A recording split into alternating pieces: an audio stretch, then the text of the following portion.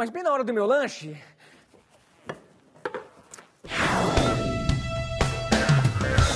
Qual a hora do dia em que as pessoas cometem mais pecados? Será a preguiça ao levantar da cama pela manhã ou a luxúria nas noites mais animadas? Para responder a essa intrigante pergunta, nosso Felipe Reis saiu às ruas em busca de pecadores. Olá, Gelson. Pois é, ainda não temos essa conclusão. Tem gente que é mais chegada nos pecados matutinos, outros preferem os noturnos. Mas ao que tudo indica, o pessoal gosta mesmo de cometer aquele pecadinho básico na hora do almoço. Vamos ver. Você sabia que a gula é um dos 7 pecados capitais? Sabia. E eu a cometo muito. Como assim?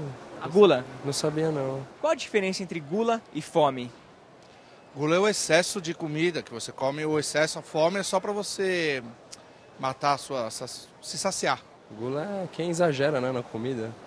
E fome é quem só tá com fome, só tem vontade de comer. Acho que gula é quando você come a mais do que a tua fome tá pedindo, né? Quando você come e deu ali, tá bom. Mais que isso é gula. Você costuma exagerar um pouquinho de vez em quando? Sim, não sempre, mas um pouco. Normal. Isso. De vez em quando exagero, sim. Mas só que é o físico aqui, ó, isso aqui que importa. Pelo que a gente pôde perceber, acontece de as pessoas darem uma exagerada de vez em quando. Mas fala a verdade, Gelson, às vezes não dá pra resistir, né? Será que isso é mesmo pecado? Bom, Felipe, eu sinceramente espero que não. Eu adoro sorvete, uma das coisas que me deixa mais extasiado. Ê, vida boa, hein? Boa não. Ótima. Você não vai sair daí hoje, não, por acaso? Tininha, se você soubesse como tá bom aqui, você não me faria essa pergunta. E aquele monte de coisa que você disse que ia fazer? Deixa de ser preguiçoso? Ó, preguiçoso não. Então o quê? Sedentário, por favor. E qual é a diferença?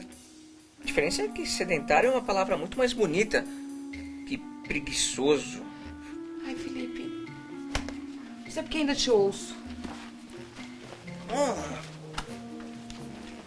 Put, sedentarismo e preguiça. Qual a conotação dessas palavras?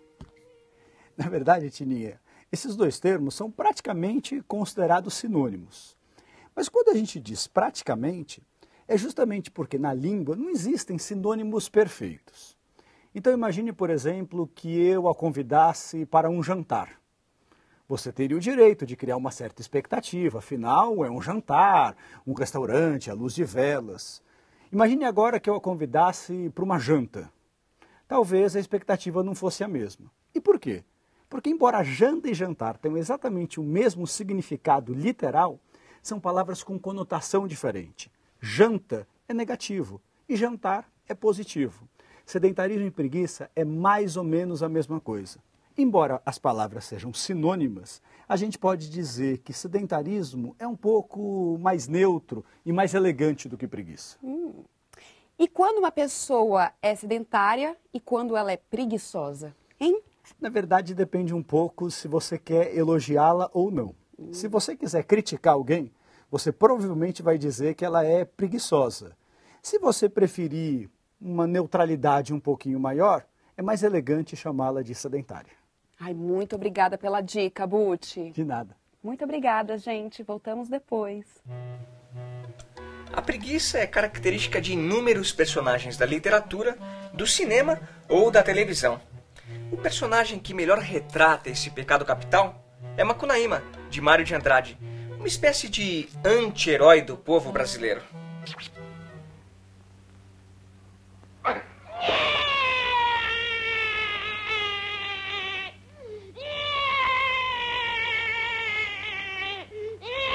Pronto, nasceu.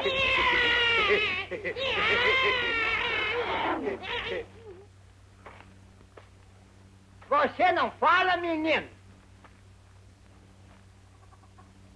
Ai, que preguiça. Professor De Paula, o subtítulo do livro Macunaíma é O Herói Sem Nenhum Caráter. O que significa isso? Não ter caráter não é a mesma coisa que não ter características. Macunaíma tem inúmeras características, mas, segundo Mário de Andrade, não tem caráter. Como poderíamos entender isso?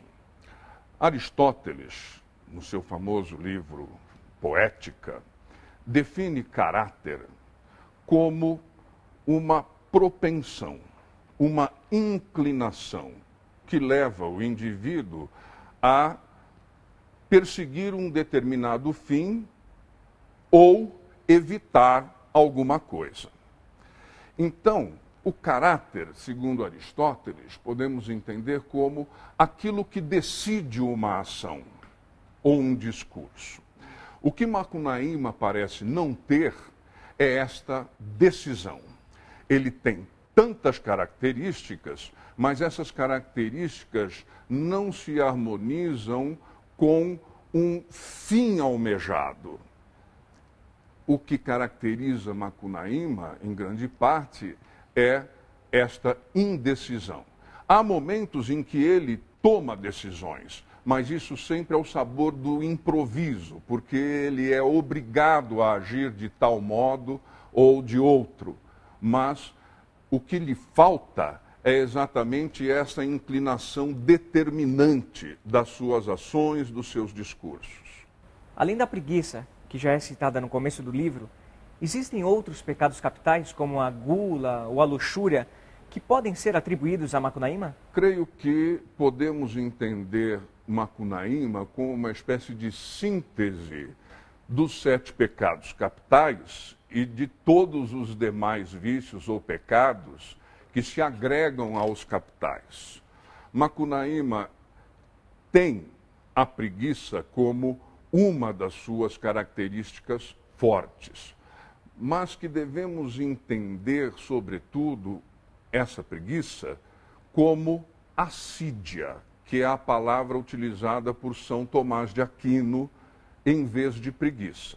Posteriormente, substituíram, no Catecismo Católico, a assídia por preguiça. Ora, o que viria a ser a assídia? Uma espécie de tristeza do espírito, uma espécie de espírito depressivo, tá? E de preguiça espiritual. Né? E Macunaíma tem essa assídia, né? Essa tristeza, esse caráter um tanto quanto depressivo, né? E essa indecisão intelectual. E isso acaba contaminando vários outros dos seus comportamentos. Não é? Mas Macunaíma, de fato, apresenta a luxúria, a gula, o orgulho. Ele é, de fato, uma espécie de síntese desses 7 pecados. Professor, se Macunaíma é de alguma maneira um símbolo nacional, pode-se dizer que o livro de Mário aponta a preguiça como uma característica do brasileiro? Segundo Mário, Macunaíma é uma síntese dos defeitos do brasileiro, obedecendo a uma intenção satírica do autor. A preguiça seria um desses elementos satirizados, mas é importante frisar que Mário de Andrade, e isso fica patente na correspondência com os amigos como Carlos Drummond de Andrade e Manuel Bandeira, não via em Macunaíma o brasileiro, mas um brasileiro. E numa carta a Augusto Meyer, ele até enfatizava: ninguém pode dizer que é bem brasileiro, embora não seja o brasileiro. Desculpa, que preguiça. Ó, não sai daí não, a gente já volta.